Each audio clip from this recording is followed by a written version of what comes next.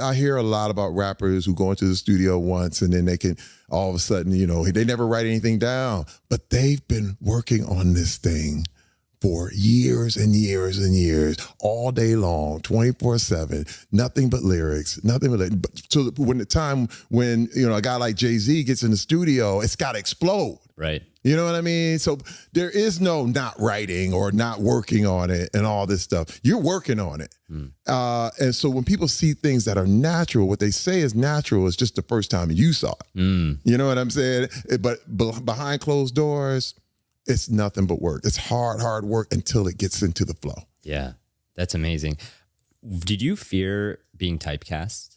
I feel like a lot of folks, even when they hit their stride creatively, they feel like they have to make the same thing, whether that's a YouTuber making the same video, the same format, it's an actor playing the same role. Did you feel that? And how did you fight against it? Well, first of all, you have to understand that I was on my way to being typecast. And this is another thing. Typecasting works because it'll get you paid. Like you can actually work, you know what I mean? Because the whole thing was, okay, here I am, this big black man who, I played a killer in the CSIs, you know what I mean? They put me in these, big intimidating roles and the whole thing. But what I would do, and I knew what I could do. It's almost like you hear a song. But when you have Dolly Parton singing, I Will Always Love You, and then you have Whitney Houston singing, I Will Always Love You. Both are hits, but it's totally different when somebody else sings it. When I decided I was going to bring me into everything. So it's impossible to be typecast because there is no other you. There's no other Terry Crews. If I bring me into a performance, into whatever is a normal, role or whatever, I knew it would stand out. So I remember being on Malibu's Most Wanted. And here was like a funny role, but I was like a background guy. But I kept doing things that got the director's attention. Like, whoa, wait, what is this guy in the back doing? And they kept telling me to do new things and keep going and all this stuff. And another thing is at this time, for a guy like me, big, muscular and whatever, there was no big, funny, muscular guy. You were either chubby or skinny or whatever, but muscle and funny didn't work. But when I brought what I brought to it, people started to say, wait a minute, this big guy can do comedy, which was watershed at the time. No one, you got to understand, at the time, it was so new, like that White Chicks moment, people were like, wait a minute, I've never seen this before. And so I knew that was my way. Whereas everyone else wanted me to be this big, kick-ass action movie guy. I realized that my lane was going to be comedy.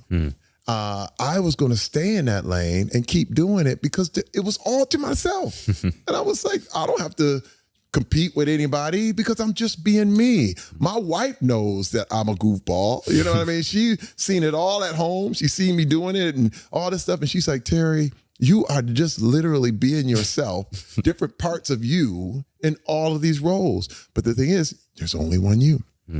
And that makes it absolutely, it's impossible to be typecast. It's perfect. Yeah, that quote you have that sticks with me is that competition is the opposite of creativity. That's right. That's right. I love that.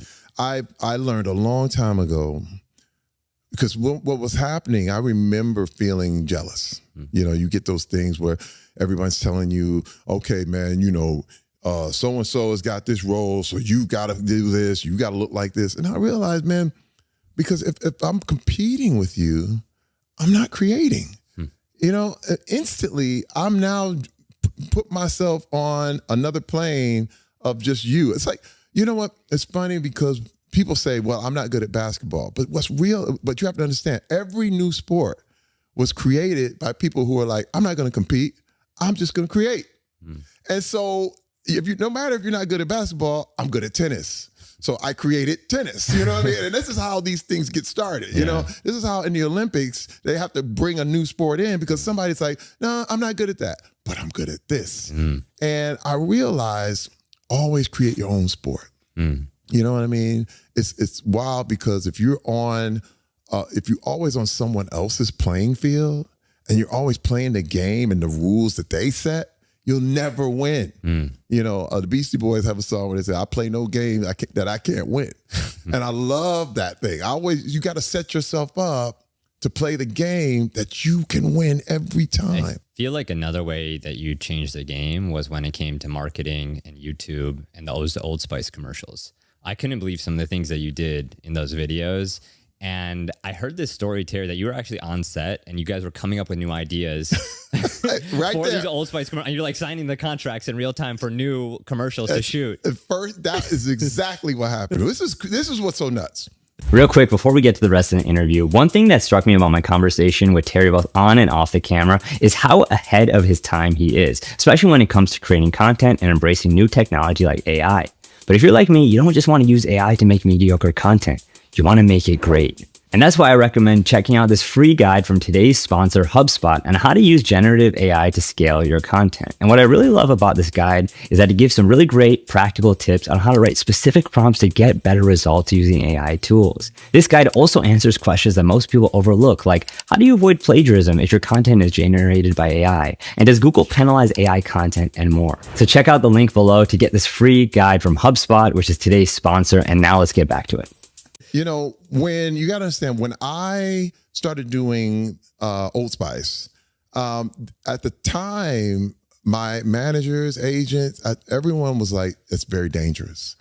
Because if you do commercials, you'll get typecast, you'll be stuck in commercials. And at the time, no big stars were doing commercials because they were like, that's beneath me. It was almost like, okay, there's this hierarchy. There's movies, there's television, and then there's commercials, and then below that, there's internet. You know what I mean? That was like, listen, that hierarchy was there. And they were like, oh, you're going to do this commercial? And people look at you like, oh. But I said, dude, you remember the best thing, the thing that I thought might work against me, it was the best thing that ever happened for me because I did not have some acting coach or acting teacher or some acting school that was back there like, we don't do that, Terry. I'm free play land. I'm like, I'm an old football player. I don't care. And then I was